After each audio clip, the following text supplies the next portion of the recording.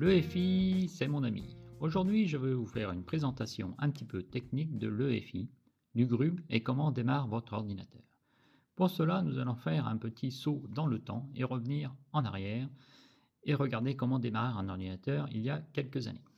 Alors, je vous ai fait un petit crowbar. Comment démarre un ordinateur dans le temps? Donc, nous avions le BIOS. Le BIOS allait démarrer. Et si vous aviez deux disques durs, vous avez donc le disque dur 0 et le disque dur 1. Le BIOS était capable de voir que vous aviez deux disques durs. Il vous proposait soit le disque 1, comme je vais vous le présenter ici. Si vous aviez installé Windows, Windows avait écrasé le MBR qui se trouve ici et était présent dans le MBR. Le MBR, Master Boot Record. Votre disque dur était avec une table de partition qui était en MS-DOS à cette époque. Et nous avions donc un MBR. Vous avez installé Windows, le BIOS détecte le disque 1, démarre, regarde ce qu'il y a dans le MBR, il y a Windows et il démarre Windows. Ensuite, vous décidez d'installer Ubuntu. Vous installez Ubuntu et Ubuntu va installer un GRUB. Alors le GRUB, nous verrons tout à l'heure qu'est-ce que c'est, c'est très simple, mais nous allons voir qu'est-ce que c'est. Donc là, je vous ai représenté les disques. Le disque 1, c'est le Shinix. Bon, c'est un nom un petit peu compliqué, mais c'est comme ça. Et le disque 0, ça sera le Kingston. Alors, le disque qui nous intéresse ici, c'est le disque 1. C'est là que j'ai mon système d'installation qu'il ne faut pas que je plante de préférence. Alors, je décide d'installer Ubuntu et qu'est-ce qui se passe? Ubuntu va écraser le MBR. Donc, effacer le Windows qui se trouve dans le MBR. Par contre, comme il efface le MBR, il crée un GRUB. Et dans ce GRUB, nous allons pouvoir démarrer notre Ubuntu ou notre Windows. Nous allons pouvoir choisir entre Ubuntu et Windows. Le BIOS, oui, qu'est-ce qu'il vous présente? Il vous présente que le disque. Il vous dit disque 1, ok, allez, on va dans le MBR et on démarre la Ubuntu qui vient d'être installée. La Ubuntu vous présente un GRUB. Il vous dit qu'est-ce que vous voulez faire, démarrer Windows ou démarrer Ubuntu. Et voilà comment ça se passait dans le temps. Alors si vous installez une autre distribution sur l'autre disque dur, sur le disque 0, vous pouviez démarrer votre disque 0 et lui il allait voir le MBR et suivant la dernière version que vous avez installée, une Mint, une Debian ou une Fedora, il allait vous démarrer l'ordinateur sur la Debian, sur la Fedora ou la Linux Mint. Mais dans tous les cas, le BIOS ne vous propose que le disque 0 ou le disque 1. Alors, le MS-DOS était un peu limité. Vous ne pouvez avoir que 4 partitions. 1, 2, 3, 4. C'était les 4 partitions primaires. Si vous voulez rajouter une partition, il fallait en supprimer une et créer des partitions logiques. Si par exemple je supprime la data, je crée une partition logique et là je peux faire autant de partitions que je veux dans la partition data. Mais dans tous les cas, vous étiez limité à 4 partitions primaires. Maintenant, nous allons passer en 2021. En 2021, qu'est-ce qui se passe? Nous avons un BIOS UEFI. Nous allons donc regarder comment se passe le BIOS UEFI sur notre ordinateur.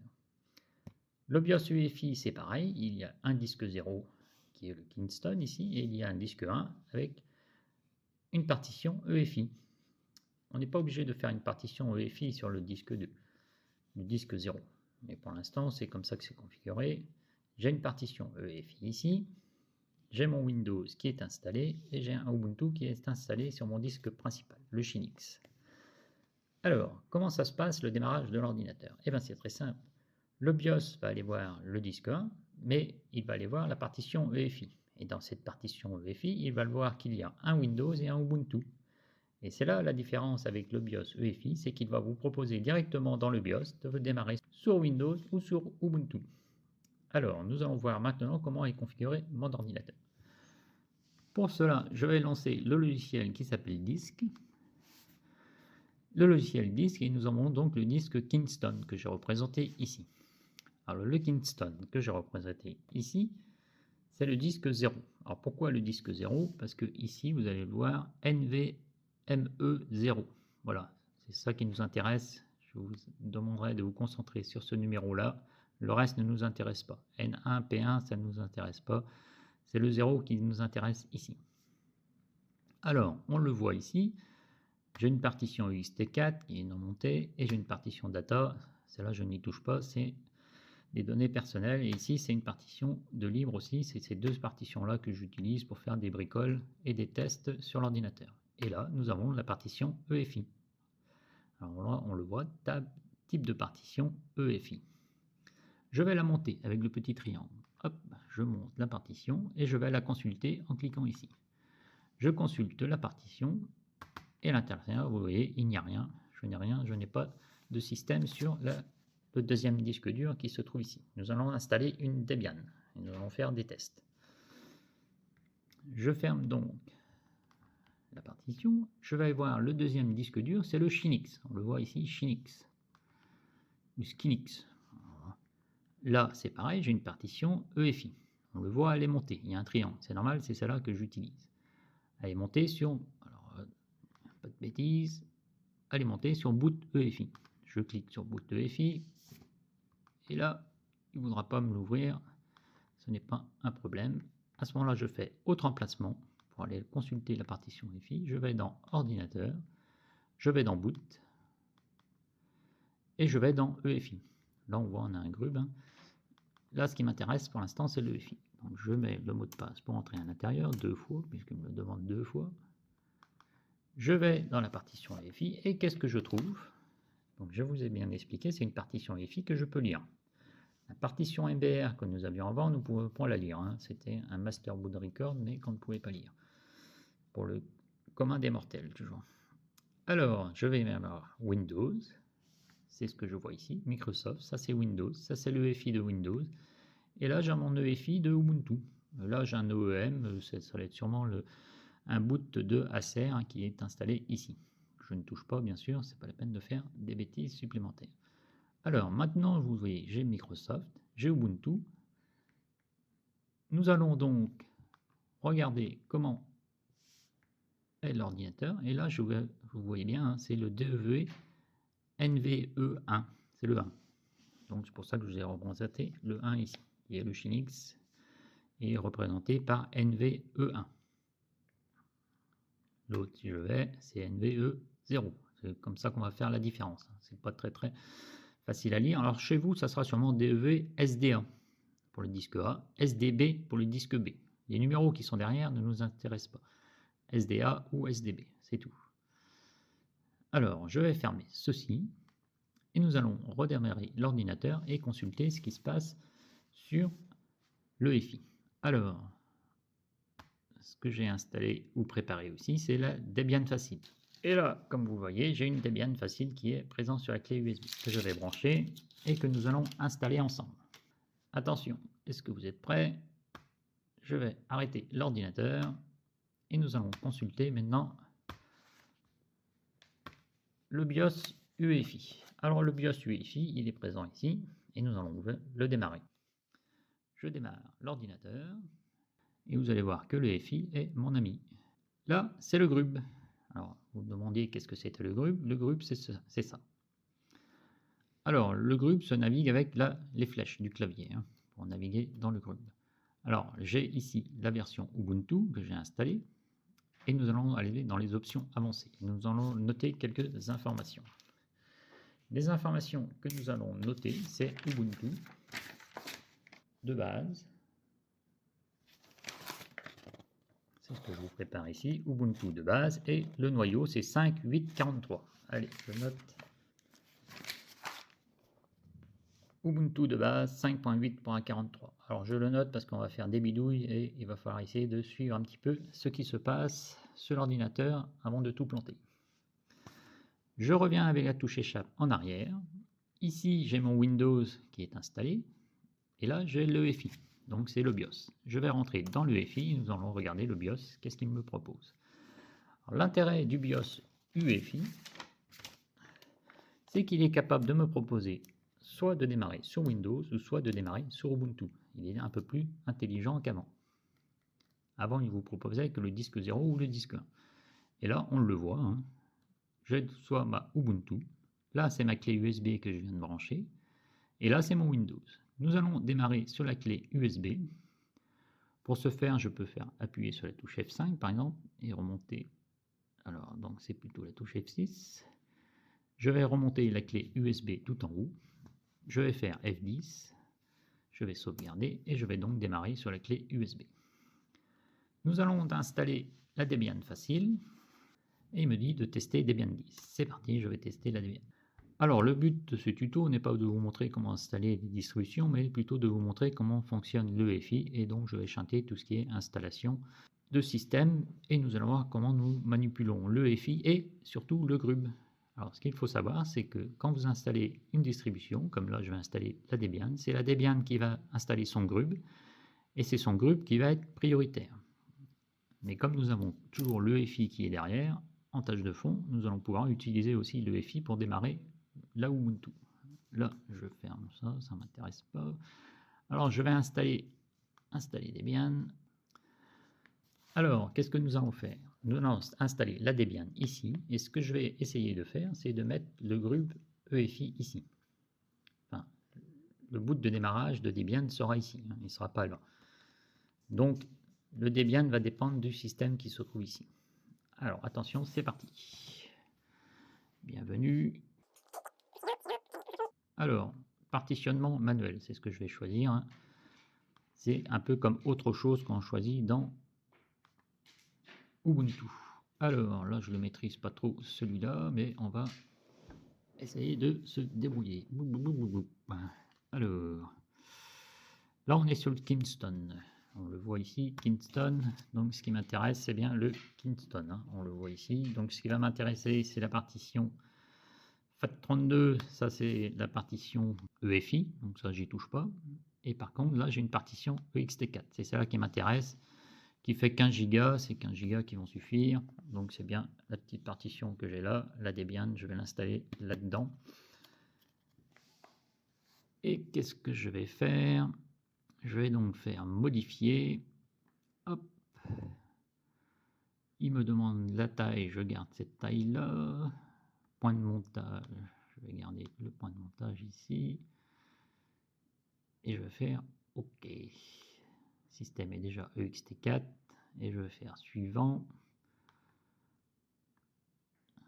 Alors, là, il me demande... Je reviens ici sur le précédent, là.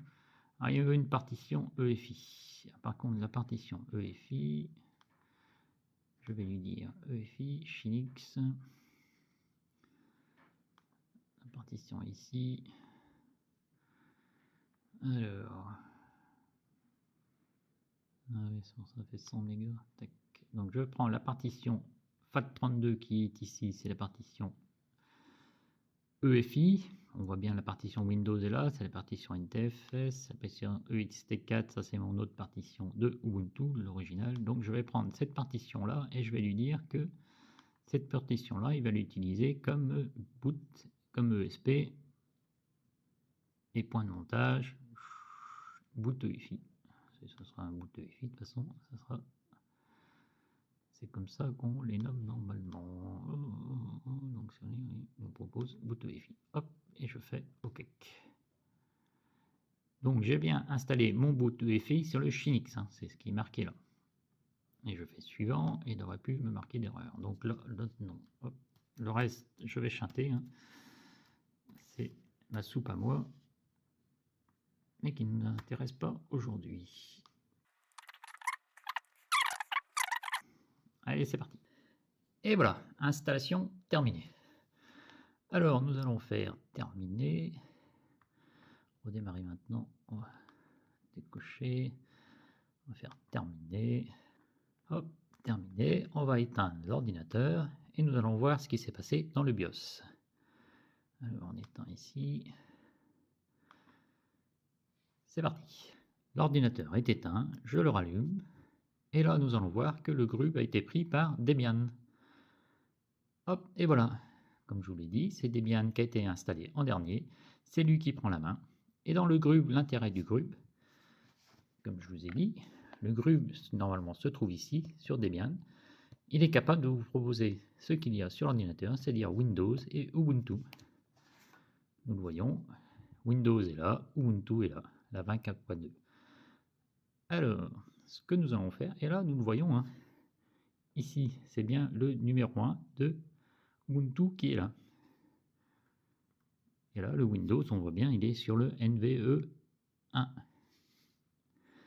Alors nous allons aller voir dans le BIOS, System Setup, qu'il appelle ça. et nous allons voir qu'est-ce qu'il a créé dans le BIOS. Alors le BIOS, ce qui nous intéresse, c'est le BIOS, c'est le boot. Et là, on le voit. Le premier qui démarre, c'est Debian. La clé USB qui est toujours connectée, là, que je vais débrancher d'ailleurs. Nous avons notre Ubuntu, celle que l'Ubuntu de base. Là, il crée une deuxième entrée Debian. On va aller voir qu'est-ce qu'il a fait. Et là, nous avons notre Windows.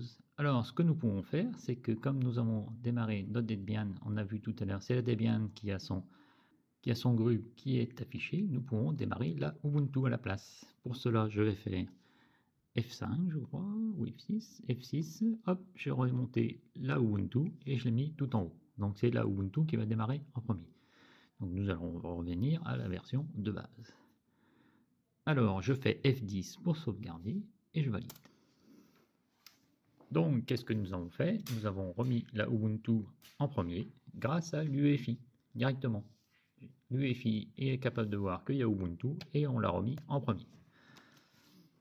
Et on le voit ici, hop, c'est ma Ubuntu qui est là. Alors comme on le voit ici, la Ubuntu, il n'y a pas de Debian de présent. Ah, c'est bizarre. Non, ce n'est pas bizarre du tout. C'est parce que la Ubuntu n'a pas vu, c'est un groupe qui est différent. Le groupe de Debian se trouve ici, et le groupe de Ubuntu se trouve ici. Nous allons mettre à jour ce groupe, et nous allons voir qu'il va être capable de lire qu'il y a Debian qui existe sur l'ordinateur. Alors c'est parti, je démarre Ubuntu. Alors, en Bretagne, je tenais à vous montrer, il neige et ce sont des gros flocons. Revenons à nos boutons. Je valide mon mot de passe et nous allons regarder d'abord ce qui se passe sur l'ordinateur. Alors, nous allons voir le disque. Et qu'est-ce qui se passe sur le disque? Le disque 0, le disque Kingston. Donc le disque Kingston, normalement je n'ai pas utilisé la partition EFI là. J'ai utilisé la partition EFI qui se trouve là pour démarrer la Debian. Alors, c'est ce que nous allons voir. Nous allons appuyer sur le triangle. On voit bien que la partition n'est pas montée. On va aller consulter la partition EFI qui se trouve là. Et là, vous voyez, la partition est vide. J'ai bien mis la partition EFI sur le premier disque dur. Je vais fermer ici. Et donc, je vais rouvrir parce que pour avoir accès à ma partition EFI, il faut que je passe par ici. Je vais dans Boot et je vais dans EFI. Les mots de passe, mince, le mot de passe qui va bien, 2 fois. Et là, on le voit, il y a une nouvelle entrée qui a été créée ici qui s'appelle Debian, qui est sur la partition EFI qui se trouve sur le disque Shinix.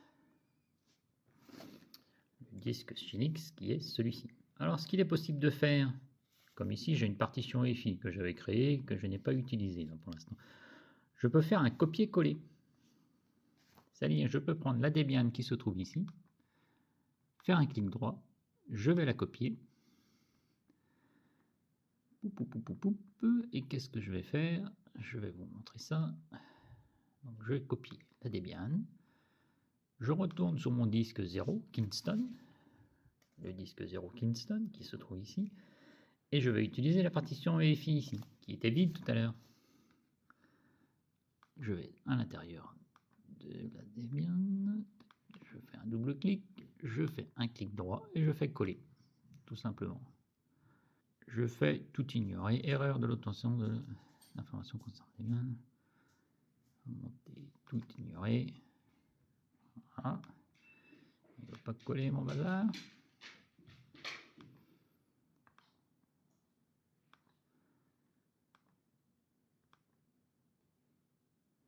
L'emplacement indiqué n'est pas monté. Alors attendez.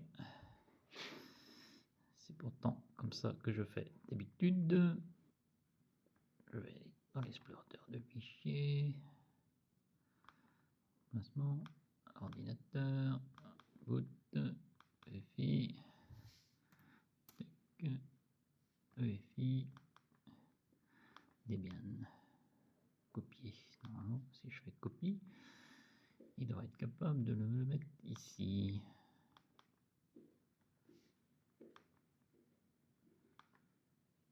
Voilà, bon, on a réussi à le faire par là. Ça passe mieux. Bon, je suis passé directement par l'explorateur ici. Et là, j'ai réussi à le copier. Donc, comme on peut le voir maintenant, sur ma partition EFI, là, sur la partition qui se trouve ici, si je fais un montage, hop, je vais consulter la partition c'est ce numéro-là, et là, on voit que j'ai ma Debian. Donc, à la limite, maintenant, l'intérêt, c'est que depuis ce disque dur-là, il va pouvoir être autonome, puisque j'utilise la partition EFI ici pour démarrer la Debian là. Là, ça peut être intéressant de démarrer directement comme ça. Maintenant, ce que nous allons faire, c'est que nous allons mettre à jour le grub.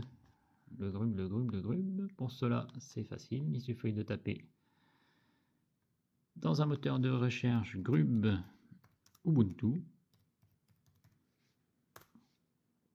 Nous allons mettre à jour notre grub qui se trouve tutoriel, alors grub PC par exemple qui se trouve ici. Hop. Et là, je vais avoir des infos qui m'intéressent. La seule info pour l'instant qui m'intéresse, hein, c'est une mise à jour du grub. Elle se trouve quelque part par là. Voilà, sudo update grub. Voilà. Bon, je vous explique pas trop tout ce qui se passe, mais c'est juste une mise à jour du grub. Alors, je fais CTRL ALT T pour ouvrir un terminal. Ensuite, je fais un petit coller pour mettre sudo update grub à l'intérieur. Je valide à la touche entrée. Sudo, c'est pour passer en super utilisateur. Il me demande donc mon mot de passe. Je valide.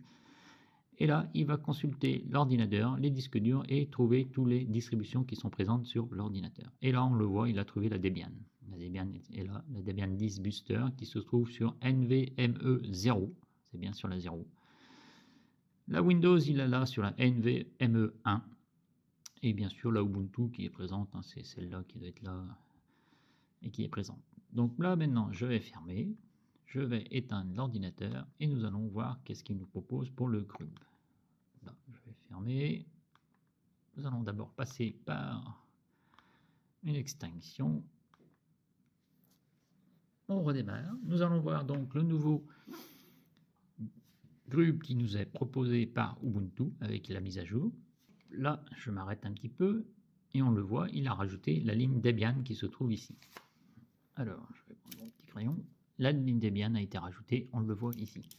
Alors, et on voit bien que c'est bien ma distribution Ubuntu de base qui se trouve ici. C'est bien la 5, hop, la 5.8.43 qui est présente et qui est présente ici bien sûr, tout en haut. Alors, je fais échappe et je vais aller consulter maintenant mon EFI puisque j'ai rajouté une entrée EFI sur le deuxième disque dur. Une entrée EFI avec une autre Debian qui va pouvoir être indépendante du premier disque dur. C'est ça l'avantage. On voit qu'on peut bricoler les Debian. Et là, on le voit, on a plusieurs Debian qui sont présentes. La Ubuntu, c'est celle que je démarre. La Debian, c'est celle que on a peut-être rajoutée. Et ici, on a plusieurs Debian. On a une autre Debian et une autre Debian ici. Donc on le voit. On peut même supprimer la Debian qui est sur le premier disque dur. C'est ce que nous allons faire. Comme ça, nous allons retrouver qu'une seule Debian. Bon, des fois, il y en a deux, hein, mais c'est pas trop grave. Nous allons pouvoir supprimer la Debian qui se trouve sur la distribution de départ. Donc là, je démarre la Ubuntu, je ne change rien, je fais juste F10. Je démarre l'ordinateur se redémarre sur Ubuntu. Alors, donc il nous propose le Ubuntu, on ne touche à rien, on y va. Je vais directement aller sur mon disque dur et supprimer la Debian qui se trouve sur le EFI qui se trouve là. Hop, donc je vais à l'intérieur. Ici, vous voyez, j'ai une Debian. Alors, qu'est-ce que je vais faire maintenant? Donc, la Debian que j'avais installée ici, avec un bout de démarrage dans le EFI ici, je vais le supprimer, puisque je l'ai envoyé dans le EFI qui se trouve là. Donc ici, j'en ai peut-être pas besoin, enfin c'est juste pour vous montrer un petit peu comment ça fonctionne. Alors, je fais sup en appuyant sur la flèche du clavier qui se trouve ici. J'appuie sur cette flèche-là et je vais faire supprimer pour qu'il me propose la suppression totale, définitive, pour ne pas aller dans une corbeille. Et voilà, j'ai supprimé la Debian de la partition EFI qui se trouve ici. Je vais redémarrer l'ordinateur et je vais quand même démarrer sur la Debian. Hop, je fais éteindre. Voilà, c'est parti. Donc ici, je rallume l'ordinateur. Dans le BIOS EFI. Donc vous voyez, l'EFI est quand même assez intéressant parce qu'on peut faire des manips avec. Assez simple, vu que c'est une partition, l'EFI. Et là, on le voit. J'ai bien une Debian qui a disparu et j'ai celle-ci qui est disponible. Alors ce que je vais faire, je vais la passer en prioritaire avec la touche donc F6, et voilà, je vais donc démarrer sur la Debian, donc sur l'autre disque dur, puisque vous voyez bien que l'EFI, je l'ai enlevé du premier disque dur. Je fais F10 pour sauvegarder, je valide avec la touche Yes. Donc, qu'est-ce qui se passe? Je démarre sur le EFI qui est ici et je démarre la Debian qui est là avec le grub de la Debian. Donc, nous allons avoir un grub de cette couleur-là, bien sûr, puisque c'est le grub de la Debian. Alors, ce qu'il est possible de faire, je vais vous montrer un petit peu des choses un petit peu plus complexes, c'est qu'ici, nous avons donc une Debian qui démarre depuis le EFI qui est là. Ce que je voudrais faire, c'est que j'ai installé la Debian ici, mais je voudrais qu'elle démarre depuis là, qu'on lance le grub qui se trouve ici, mais je ne veux pas utiliser ce grub-là. Je veux utiliser le grub de Ubuntu qui se trouve ici. Donc le EFI va démarrer et va aller voir le grub qui se trouve là, et je pourrais démarrer la Debian qui est là. C'est un petit peu alambiqué, mais vous allez voir qu'il est possible de modifier un démarrage, c'est-à-dire ne pas utiliser le grub qui se trouve ici, mais utiliser le grub qui se trouve ici. Bon, l'intérêt, c'est suivant le dépannage que vous avez à réaliser, cela pourrait être très utile de modifier la priorité d'un grub. Et pour cela, c'est très facile. Enfin, très facile. Quand on vous explique comment ça marche. Là, c'est mon Debian qui démarre. Je ne veux pas que c'est ce Debian-là et ce grub-là qui démarre. Je veux plutôt avoir le grub de Ubuntu. Pour cela, il suffit de démarrer sur Ubuntu. Je dis, je vais sur Ubuntu. Donc Ubuntu démarre. Et je vais donner la priorité au grub de Ubuntu. Pour cela, c'est très simple. Je vais aller sur mon site internet préféré. Je tape grub Ubuntu. Je choisis le groupe PC, c'est là qu'il y a le plus d'infos qui nous intéressent. Alors, la seule info qui nous intéresse ici, bon, c'est pas hyper compliqué, c'est ça. C'est les lignes de commande qui se trouvent ici. Bon, la ligne de commande n'est pas toujours évidente à comprendre, mais il suffit de faire un copier-coller. Alors, l'info qui nous intéresse, on va pouvoir la trouver ici. Sudo fdisk, et on va pour identifier le disque contenant Ubuntu. Alors généralement pour vous ça sera un DEV SDA. Moi c'est un petit peu plus compliqué le nom, donc on va quand même lancer la commande pour vous montrer comment ça fonctionne. Et en plus c'est un petit peu le bazar parce que j'ai des snaps sur l'ordinateur. Donc je fais CTRL ALT T, j'ouvre un terminal, je colle la commande et je fais entrer. Là il me demande mon mot de passe, je valide. Et là, donc là, comme j'ai des snaps, il y a plein de loops. Donc les loops on s'en fout. Les loops, ça, on s'en fout. La seule chose qui nous intéresse, c'est le disque. Il y a un truc qui va être un petit peu différent. Et c'est à partir d'ici que c'est un petit peu différent. Donc, la Ubuntu, elle est là. Et c'est le Shinix. Vous suivez un petit peu. Le Shinix, il est là. Donc, ce qui m'intéresse, c'est de trouver le Shinix. Alors, qui se trouve... Donc là, on voit bien qu'il y a un truc Windows. Windows, donc c'est bien celui-là qui m'intéresse, c'est le numéro 1. Et là on voit, voilà, là le Shinix il est marqué là.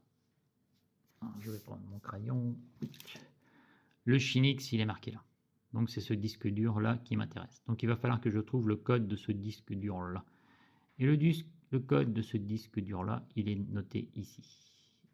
Alors on devrait l'avoir en plus simple ailleurs normalement, ça que je le vois. Ah oui, ici. Bon, c'était marqué tellement grand que j'arrive pas à le voir. Donc, ce qu'ils nous disent bien sur le site internet, c'est de prendre le DEV NVMe1N1. Ici, je vois, j'ai les NVMe1 N1, P1 pour partition 1, partition 2, partition 3, partition 4, partition 5. Ça ne nous intéresse pas. Pour l'info qu'on a besoin de rentrer dans la ligne de code, les numéros qui sont derrière ne nous intéressent pas. Vous, ça sera un petit peu pareil. Ça sera SDA. Donc le SDA1, SDA2, SDA3, SDA4 ne nous intéressent pas. C'est SDA ou SDB. Ou SDC si vous avez encore un troisième disque dur. Donc là, moi, le code qui m'intéresse, c'est celui-là. C'est le nom du disque, en fin de compte, hein, NVMe1N1. Alors, je vais le noter quelque part. Et ce qui m'intéresse maintenant, de faire la commande suivante. Sudo osprober. Alors, j'ouvre un autre terminal, comme ça sera un peu plus propre. Je prends la commande qui est là, j'ouvre un terminal, je colle la commande, je fais cette commande-là. Alors cette commande-là, c'est pour passer mon Ubuntu avec son grub prioritaire. Vous allez comprendre rapidement. Donc là, il fait un petit truc, donc ça on s'en fout, je ne sais pas qu'est-ce qui se fait exactement, et je fais un sudo update grub, donc une mise à jour du grub. On a déjà vu ça tout à l'heure. Donc je retourne sur mon terminal, celui-ci, je colle la commande, je valide la commande, donc là il fait une bidouille, il regarde tous les grubs qui sont présents sur l'ordinateur, et maintenant qu'il a vu tous les grubs qui étaient présents, je vais pouvoir prendre la commande qui se trouve ici, hop, je vais jusque là, je prends mon terminal, je colle la commande, hop, et là ce qui m'intéresse c'est de mettre le code que j'ai relevé tout à l'heure, donc le code du disque dur. Alors DEV, que je n'ai pas noté d'ailleurs, mais c'est pas grave, on va le retrouver dans le bazar ici. Hop. Alors voilà, on va le mettre à côté. Alors voilà, c'est pas le Kingston, donc c'est bien ce qui me semblait, c'est le Shinix qui se trouve là. Donc là, je tape tout simplement, je vais sur l'autre terminal et je tape NVMe1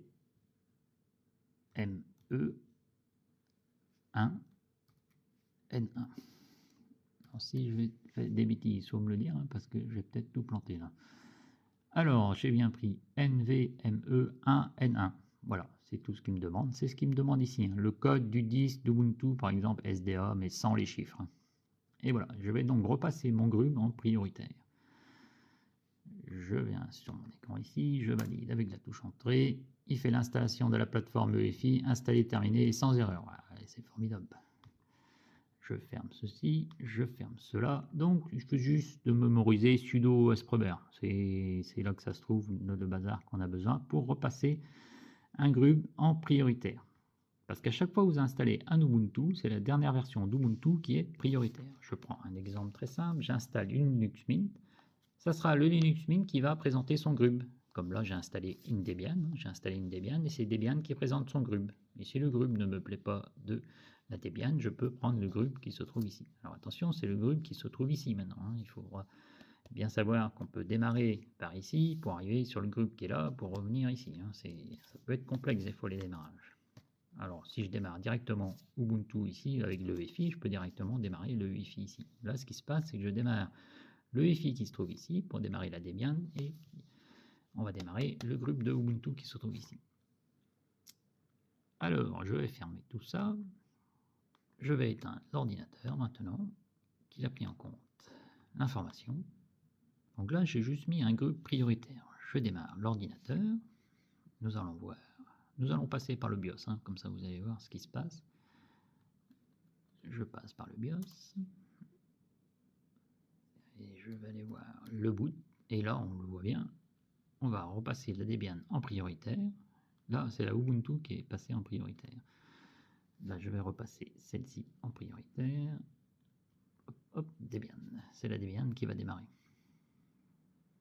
Mais vous voyez que quand j'ai démarré tout à l'heure, c'était bien la Ubuntu qui était partie. Alors, je fais faire F10. Touc. Je redémarre. Là, je vais démarrer la Debian. Donc, j'ai bien ma Debian qui démarre. Je vais aller dans le setup, dans le BIOS. je vais repasser ma Ubuntu en prioritaire. Ubuntu, je fais F10, non, c'est pas F9 que je dois faire, échappe F10, hop, la Ubuntu est repassée en prioritaire et vous allez voir qu'il me présente le groupe de Ubuntu, puisque je l'ai repassé en prioritaire. Et voilà, donc là c'est bien le groupe de Ubuntu qui est apparu ici. Et on peut aller voir dans les options avancées, hein, c'est bien la 5.0.43. 5.0.43. Alors, nous allons faire un autre test. Hop. Donc, nous allons démarrer la Ubuntu, qui est toujours fonctionnelle et qui démarre, je l'espère d'ailleurs.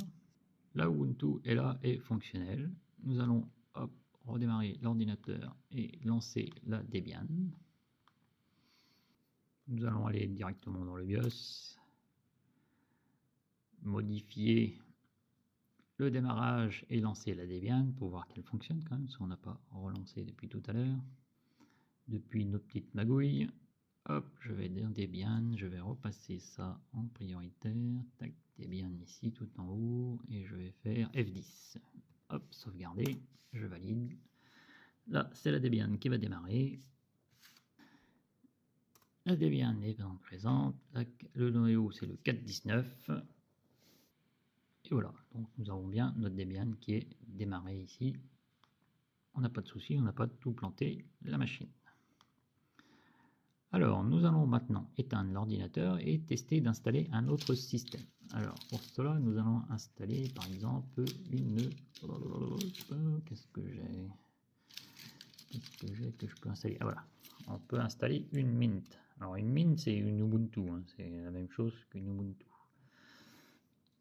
C'est là où ça va être un petit peu compliqué et un petit peu sport. Donc là, on va faire un arrêt de la machine. Et nous allons donc installer une Linux Mint. Installer une Mint. Je démarre. Alors je vais appuyer sur F12 pour afficher les bouts de démarrage. F12, voilà. Donc là, bien sûr, il me propose la Debian qui est sur Kingston, qui est ici. Il me propose la Ubuntu qui est sur le Shinix, la Windows, et nous allons démarrer la clé USB. Nous allons démarrer une clé. Et là, je fais bien sûr Start Linux. Tac. Alors, qu'est-ce que nous allons faire? Nous allons avoir un Windows ici, nous avons un Ubuntu ici, et nous avons une Debian ici. Je vais installer une Linux Mint ici. Alors, par contre, la Linux Mint, je vais utiliser le BIOS qui se trouve ici. Enfin, l'EFI, si vous préférez. Comme ça, on sera en ligne. Et ce que vous allez voir, c'est qu'il y a une petite astuce, c'est que le Windows qui est là, je peux le mettre dans l'EFI qui est là. Alors, c'est parti. Ici, je vais installer Linux Mint. Alors, comme tout à l'heure, hein, je vais passer un petit peu les étapes de configuration. Donc là, autre chose, je fais rarement des installations automatiques, voilà, sauf si on efface tout le disque dur et qu'on installe une seule distribution. Alors là, vous voyez, hein, Debian est ici. Hein. Donc là, c'est facile à repérer le disque. De toute façon, c'est NVMe0. Et c'est bien le Kingston. De toute façon, c'est là où il y a Debian. C'est là où il y a Debian, c'est le Kingston et le EFI est là. Donc là, il faut que je trouve la partition libre que j'ai réservée. Ça va être assez simple, c'est l'espace libre qui est ici. Là, j'ai un espace libre de 20 Go et c'est là que je vais installer ma distribution. Alors, qu'est-ce que je vais faire? Je vais faire celle-ci, je vais faire plus, parce que là, pour l'instant, elle est vide. C'est marqué un espace libre, donc elle n'existe pas, je vais la créer. Je vais faire une partition primaire, parce qu'on peut faire autant de partitions primaires comme on est en système de GPT. Et là, on est en ext4, c'est normal. Et qu'est-ce que je vais faire de cette partition? Ça va être une partition système. Donc, c'est la partition qui est là. Je fais OK. Ensuite, pour la partition périphérique où sera installé le programme de démarrage. Alors, le programme de démarrage, on va l'installer là, sur le même disque, le NVMe0, le disque 0. J'ai bien dit, hein, le disque 0. Donc on va utiliser celui-là, et là on le voit, NVMe0, c'est ce qui est là. Donc on va l'utiliser, c'est le Kingston. Donc c'est pas la peine de changer, on peut utiliser celui-là. Et là, on va voir que Ubuntu va être installé là. Alors, nous allons donc utiliser la partition de Kingston ici, de la partition EFI qui se trouve là, pour installer le démarrage de la Linux Mint. Et je fais installer maintenant. Donc je vais passer l'installation. Hein. Le principe de ce tuto, c'est de voir un petit peu les bouts de démarrage, les grubs et les EFI, qui sont bien sûr votre ami. Et voilà, l'installation est terminée. Je vais faire continuer à tester comme d'habitude. Et je vais faire extinction avec le menu. Tac. Et je fais shutdown. Le mieux hein, quand vous installez une distribution, hein, c'est de faire une extinction, ne pas redémarrer tout de suite. Vous êtes plus sûr que ça fonctionne au redémarrage. J'enlève ma clé USB, je valide entrée. L'ordinateur s'éteint et nous allons donc démarrer l'ordinateur et vous allez voir que nous allons avoir la Debian, la Linux Mint qui prend la main. Donc la Linux Mint prend la main ici, on le voit. Hop, c'est la Linux Mint Cinnamon 20.1.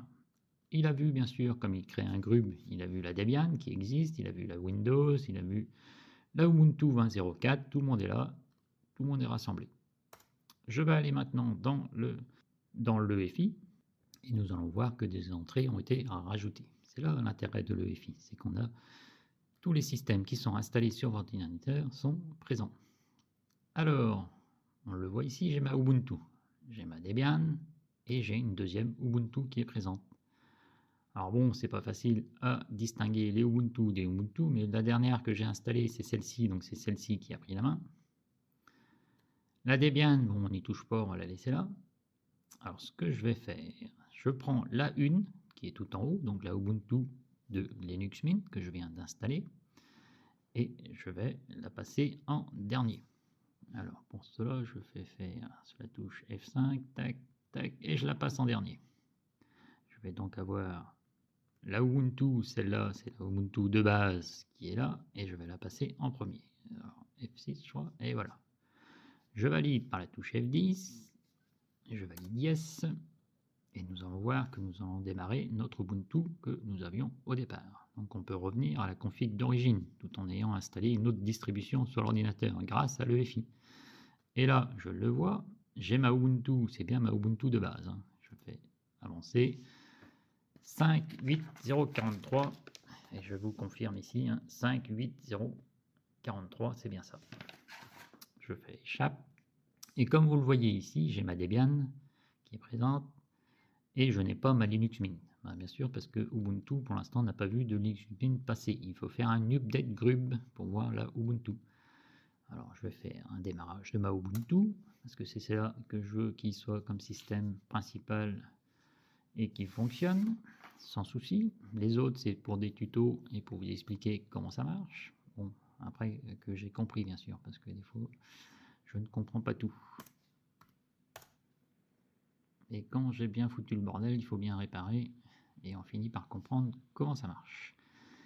Alors, je vais aller sur disque, comme tout à l'heure. Le Kingston, comme je vous l'ai dit. Le Kingston, la Linux Mint qui est installée et qui normalement doit avoir une entrée Ubuntu ici EFI. C'est ça qui est un petit peu compliqué, c'est que donc là on le voit, la partition Linux Mint est installée là, la partition Debian est installée là, la partition EFI est là, je vais la monter avec le petit triangle, je vais consulter cette partition, nous avons bien une partition EFI et là nous avons Debian et Ubuntu. Alors le Ubuntu qui est là, c'est le Ubuntu de Linux Mint. Il faut suivre un petit peu, hein, mais le principe il est là. Donc on a bien rajouté une Debian et une Ubuntu dans la partition EFI de l'autre disque dur. Maintenant, ce que je vais vous montrer aussi, qui est possible de faire, c'est d'aller dans la partition ici, ordinateur. Donc là, je vais là sur la partition EFI qui se trouve ici. La partition EFI avec le Windows et le Ubuntu de base. Je fais le code qui va bien. Et vous voyez ici, j'ai Microsoft. C'est bien ce qu'on a. Hein. Depuis le départ, on n'a pas trop bidouillé cette EFI là. Je fais un clic droit et je fais copier. Alors je vais aller directement là, puisque par l'autre système ça ne fonctionnait pas. Je vais faire un clic droit et je vais faire coller. Je vais donc coller ma distribution, un EFI de Microsoft, donc de Windows ici, pour pouvoir démarrer depuis l'autre disque dur à la limite. C'est l'autre disque dur qui va pouvoir me proposer Microsoft. Alors, on attend un petit peu parce que je vois que ça prend un petit peu du temps ici. On va pas faire de bêtises quand même. Voilà. Bon, il y en a des fichiers. Bon, ils ont été copiés. C'est formidable. Donc, dans mon EFI Shinix, donc celui-là, il ne bouge pas. Hein, c'est mon Windows et mon Ubuntu. Et ici, maintenant, j'ai une Debian, une Ubuntu, une Debian, une Linux Mint. Et j'ai aussi un boot de démarrage qui me permet de démarrer mon Windows qui se trouve ici. Alors nous allons éteindre tout ça et pouvoir consulter le nouveau boot de démarrage. Je fais éteindre, le système est éteint, je le redémarre, donc je vais démarrer sur la Ubuntu. Hein. Ça ne va pas normalement changer. La Ubuntu de base. Donc on le voit, Ubuntu de base, hop, 5843, 5843, on est bien sur la Ubuntu de base. Alors pour l'instant il n'y a rien de changé, parce que je n'ai pas fait la manip qui va bien, donc on va faire redémarrer Ubuntu et nous allons mettre à jour le grub pour qu'il voit la Linux Mint que nous venons d'installer. Désolé pour ce contretemps, j'avais oublié la petite manip. Alors, la commande, je peux aller chercher sur internet, mais en fin de compte, vous allez voir qu'il y a d'autres manips. C'est j'appuie ici sur le clavier. Le clavier ici, là, je peux toucher la touche du haut et je peux revenir sur les anciennes commandes que j'ai rentrées dans le clavier. Si vous voyez ici, là, je peux revenir en arrière. Je reviens en arrière. Ça, c'est une ancienne commande que j'ai faite. Une ancienne commande encore. Hop, et voilà, sudo update grub. Ça, c'est une commande que j'ai faite. Donc, avec la touche du clavier ici, je peux revenir sur des commandes que j'ai faites auparavant. Donc, je reviens ici et je valide avec la touche entrée. Je vais mettre à jour le grub. Et comme ça, dans le grub de Ubuntu, il va voir qu'il y a une Linux Mint qui est installée. Regardez, Debian qui apparaît là, Linux Mint qui apparaît aussi. On le voit, hein. Ubuntu, Debian, Linux Mint. Ça y est, j'ai mis à jour le grub. L'affaire est classée. Je vais donc redémarrer l'ordinateur, encore une fois. Et là, on le voit, ma nouvelle distribution. Il y a bien mon Linux Mint qui est apparu dans les entrées du grub. Je vais dans le EFI, parce que nous avons rajouté une entrée dans le EFI, l'entrée Windows supplémentaire, qui est sur le deuxième disque dur. Et là, on le voit, regardez, j'ai ma Ubuntu de base, j'ai ma Debian, que j'ai installée, j'ai mon Windows de base, j'ai mon autre Ubuntu, ça c'est la Linux Mint, et j'ai une autre entrée Windows Boot Manager, vous voyez, on peut copier l'entrée de Windows sur l'autre disque dur. Et bien sûr, ça fonctionne, il n'y a pas de souci. Hein. On va par exemple redémarrer cet Ubuntu là. Alors, comment qu'on va faire? On va monter la Ubuntu. Là. Ça, c'est la Ubuntu de base. Je la monte, hop, hop, je la mets là. Je descends chercher l'autre.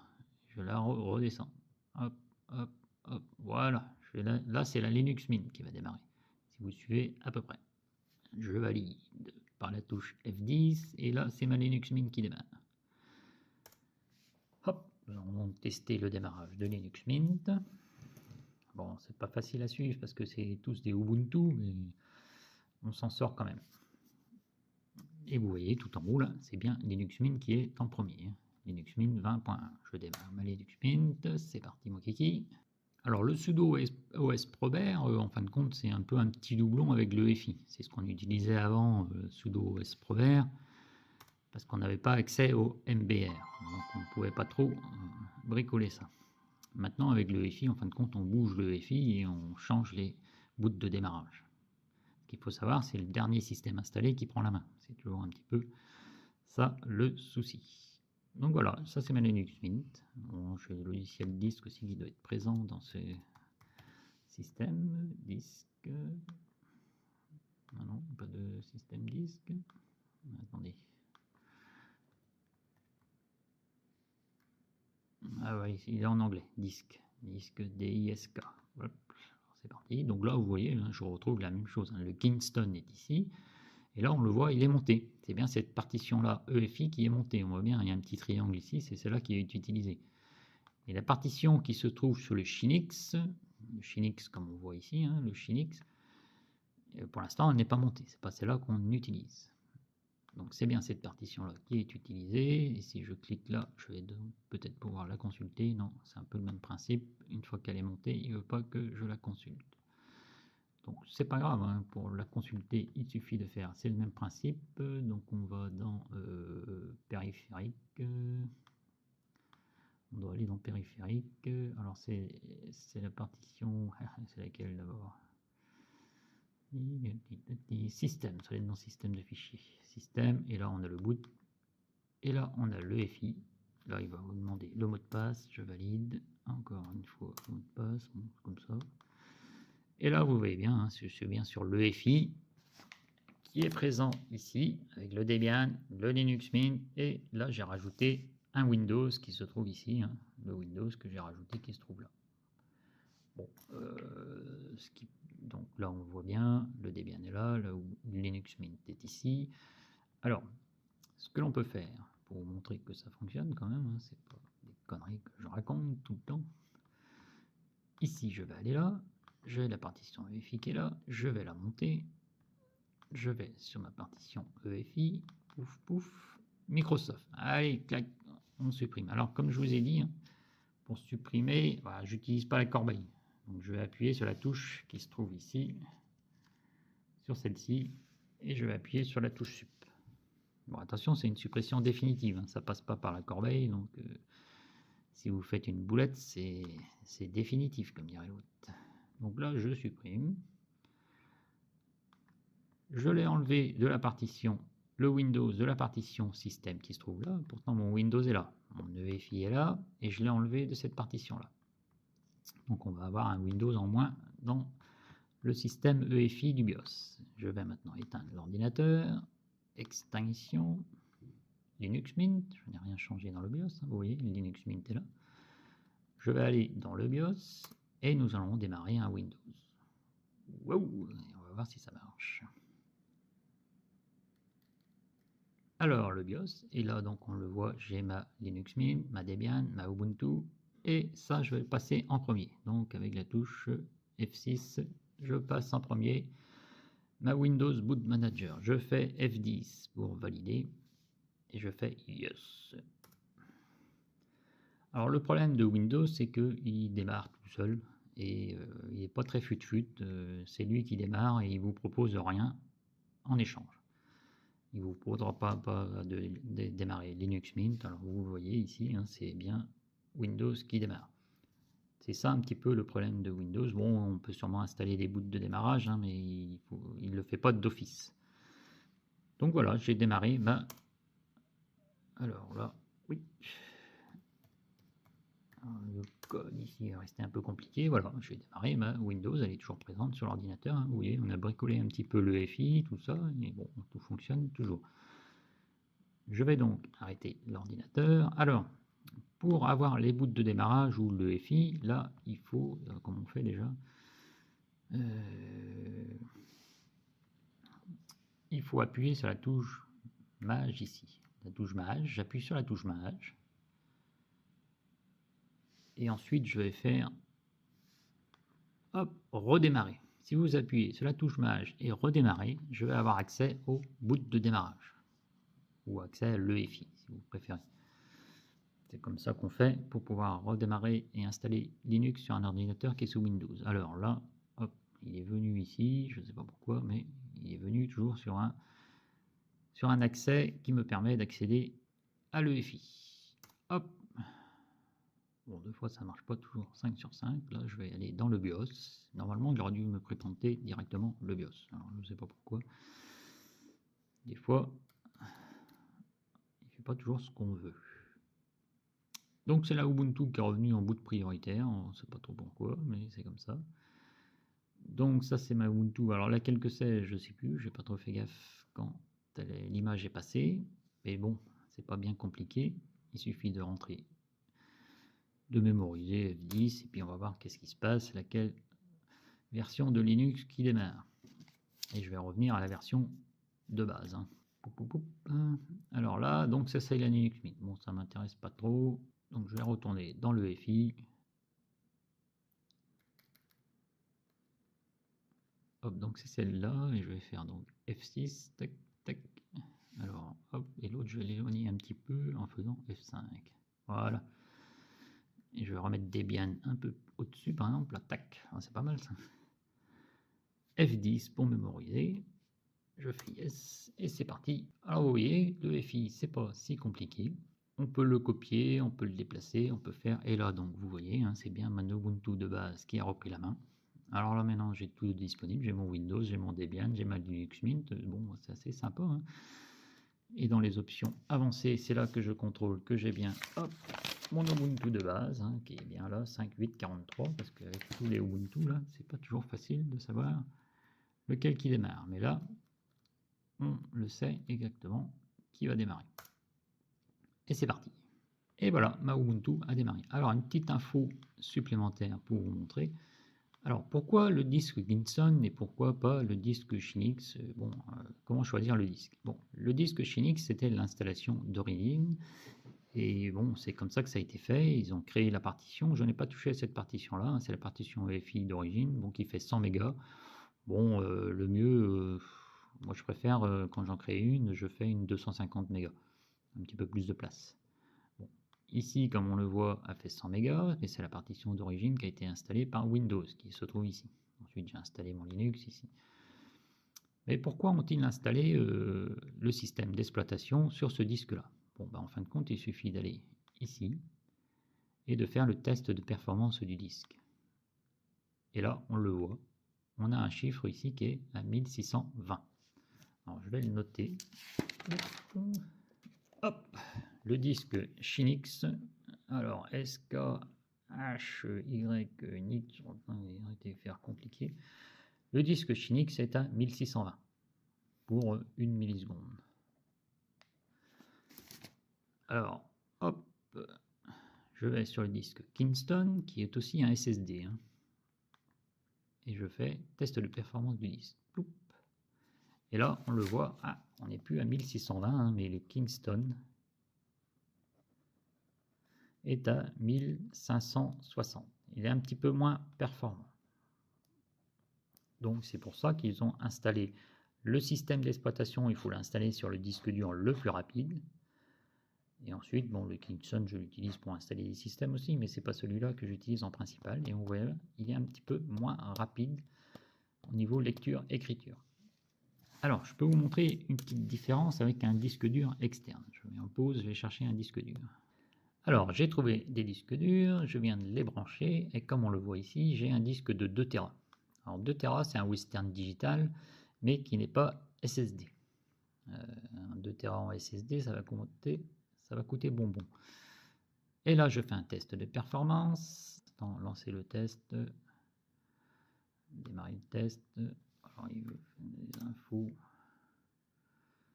Bon, voilà, on est plutôt dans les débits de 120 mégabits par seconde. Je vais marquer, c'est ce que j'ai noté ici, hein, 120 mégaoctets par seconde en gros.